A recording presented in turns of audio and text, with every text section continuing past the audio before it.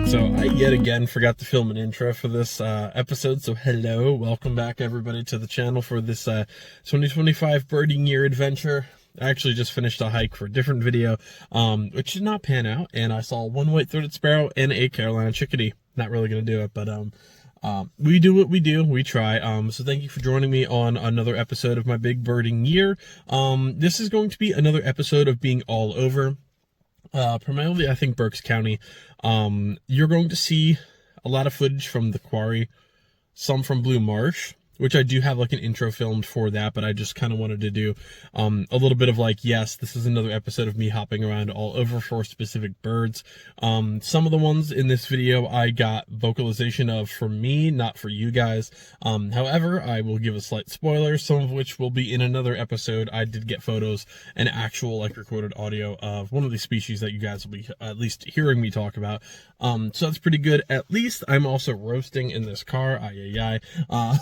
It is a weird, I'm filming this in April, actually, this intro, so you guys are a little bit ahead, and yes, I look rough after my hike, I'm aware, but you guys will be seeing some from the quarry, and then immediately after, I got a call, and I did not have time to do an intro or anything for that little journey. Essentially, a good buddy of mine, Andrew, if you ever see this, thank you very much for your help.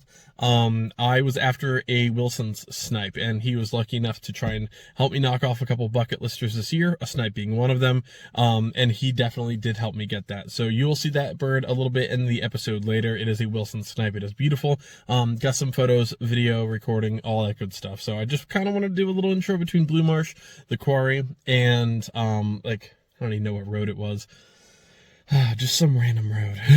The Wilson snipe. So not the most rare bird I'll see this year, but definitely really nice experience. I'm sorry, I know these videos are a little bit of here and there right now, just in terms of like where I'm going in like the vlog portion of this, but I am trying to get a little bit better with that.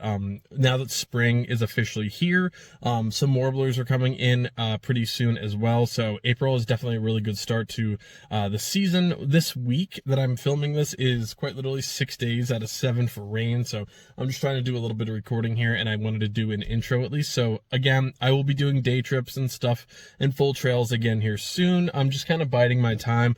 March is a little bit rough, and I just physically don't have the time to drive an hour and a half for a bird that I'm going to see a lot of here soon. So that's just kind of where I'm going, and I know I've said that in a lot of videos, but you guys know how it is. You got to space your time out somehow. So thank you all so much for joining me for another episode. Now let's get out there. Alright, hello everybody, and welcome back to another episode of my big birding year for 2025. We're a little bit over 100 species already through February, so as February kind of wraps up here, similar in vein of my last episode, which was just a lot of bouncing around, this is kind of, I think, going to be similar depending on how many species, if any, that we can get for the new year. If you hear any odd noises behind me, we're at Blue Marsh for the intro and the second location today. The first location got some horned larks, which are new for this month, but not for this year. I'll still include a couple photos after the intro just at that spot. It's not a good spot for location since you don't get out of your car, you know, farm fields and all that stuff. For Blue Marsh, the weather is a little bit cold today, but it's the nicest it's been. This is 30 degrees, and this is the warmest day in a while here. For Pennsylvania, the red-winged blackbirds and some spring birds, like the grackles and the cowbirds and stuff, are starting to come back. So it is a good sign. We're looking at 50s plus for weather in the next few days. So if you hear weird noises, the ice is shattering under the lake, which is kind of creepy and cool at the same time. We're at Blue Marsh looking for a couple things today. Right as I got on this path, I could hear a crow and a fish crow. The fish crow is not a lifer for me. So it is and isn't. I've never photographed one. I've heard and have had Merlin pins for one. Sorry about the sun. But I've never specifically taken a photo of one. I didn't get the photo of it, but it was a nice comparison between a regular crow and a fish crow, just kind of pinging back and forth when I was getting out of my car and heading up to the bathroom up there. And so that's nice. I mean, that is a new species for the year. The only reason I say it's kind of a lifer and not, I never have reported one to eBird just because I couldn't like directly hear it very well. There's a regular crow in the background, so that is going to probably be marked as a lifer for me. I really wish I could get a photo of that bird. It just hates me. I don't know what it is about fish crows that don't like me. But that is a new one on the year at least, so at least today's trip was not totally in vain. I was actually going to head down to Montgomery and Bucks County to do a lot of birding today. However, I am just exhausted. It's been a very long week. I am so incredibly sore. Like 15 people around me are sick at the moment. So I'm just kind of staying local today and doing some Berks County birding. Red-winged blackbirds are officially back, but not so much in this area. They just passed through Lancaster and a couple other spots, so they're around. The white-crowned sparrow still eludes me, just like the snow bunting, which is why I went to the fields this morning. But yeah, it is what it is. We're still on a great path for this year. I'm still hunting a pine warbler at Redbridge Covered Park in Greens Mill in the Tulpahawken Creek, and I know the lighting for this intro is terrible. I'm just trying to make good use of my time here. But yeah, we're gonna see what species we get. This might be taking over quite a few days, but there's a blue jay too. Let's get started, guys.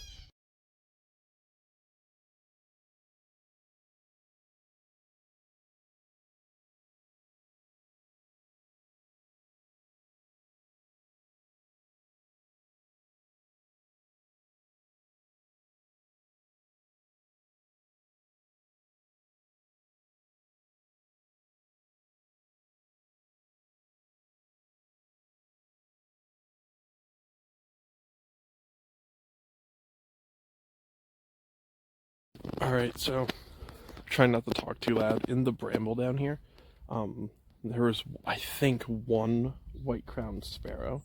It has a much whiter head, has a skinnier body than the rest of the white-throateds that are going through here. That bird has been an absolute pain for me all year long.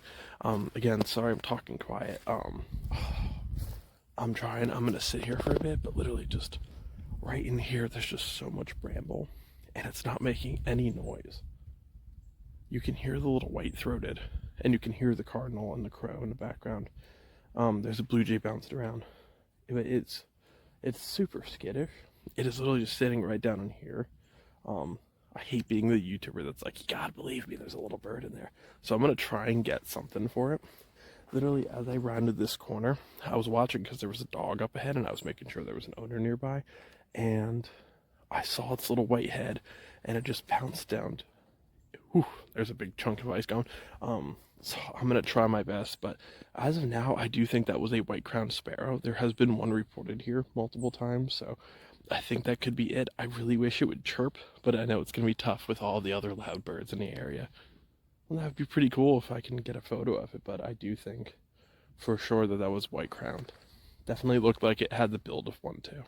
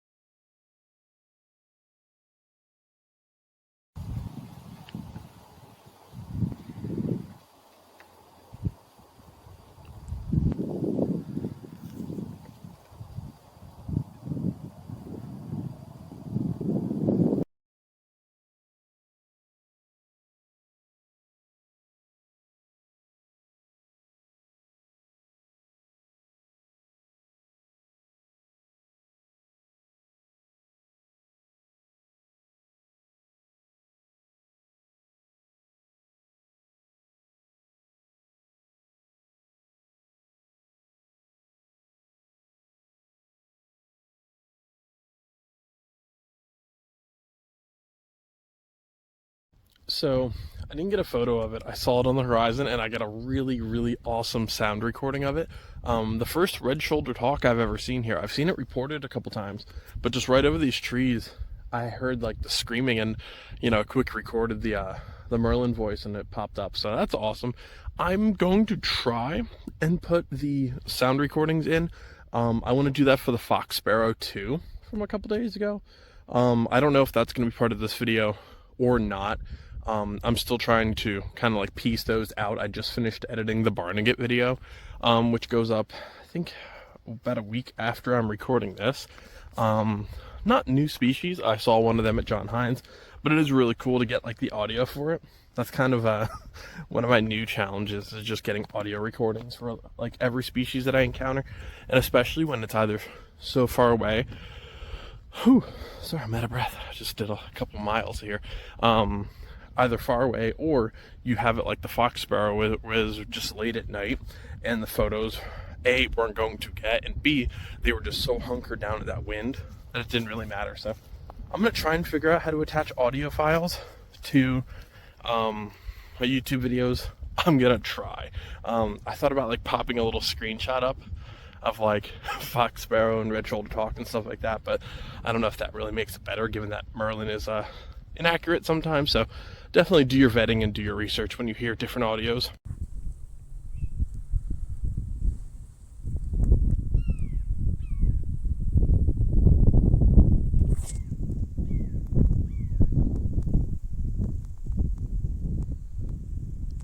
Yeah, their pricing is really good, and people like them. I've seen them at the outdoor show. They always have a big booth. Yeah, as soon as you sent that message out, I said, oh no.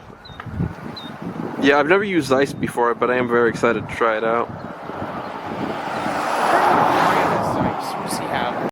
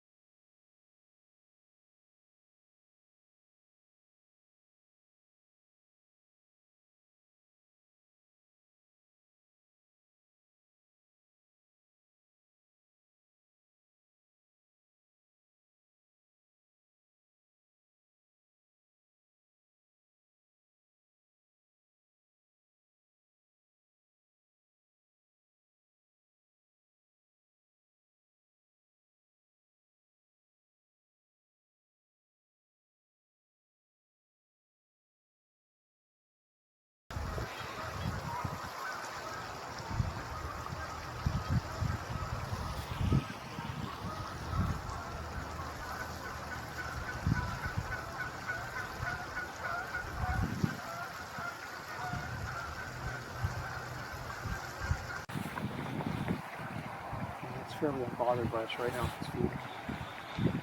Good, I'm grabbing a video of it while I'm here.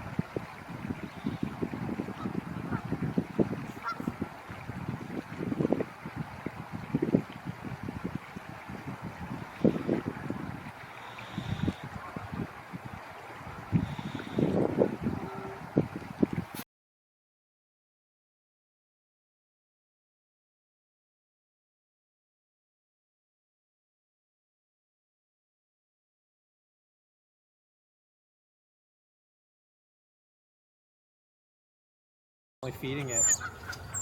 Now the downside is when it gets that cold, there's a lot of, like lack of a better term, fog rising off of it.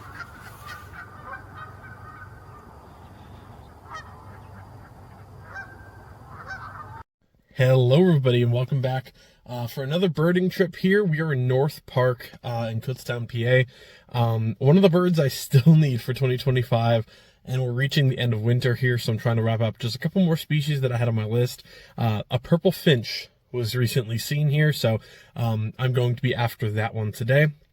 Pileated woodpecker still hates me, so haven't seen him yet this year. Still haven't seen either of the mated pair that are supposed to be in here. Counted them probably 15 plus times last year. So we'll see. It is extremely icy, but the weather is better. It's about 60 degrees today. But there's some rain and some wind coming. So of course, God forbid we get a good day. But yeah, that's what we're after today. The purple finch. Year's been going great so far. So let's keep it up.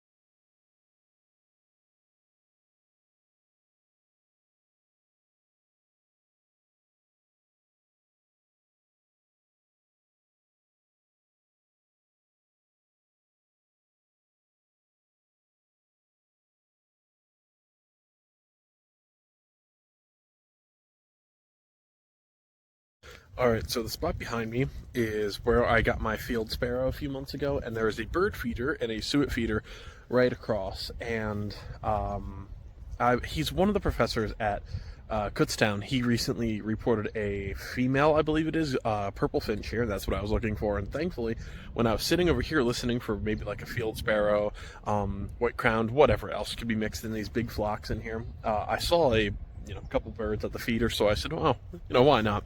And I took a long distance shot and got the purple finch. So that is another one on the year. I think it's starting to rain a little bit here, so probably going to cut this short. Still a ton of ice on the ground, but it looks, a lot like spring here finally. I almost debated wearing shorts to come out here. It's like 60 degrees today, and I'm comfortable for shorts for like 50.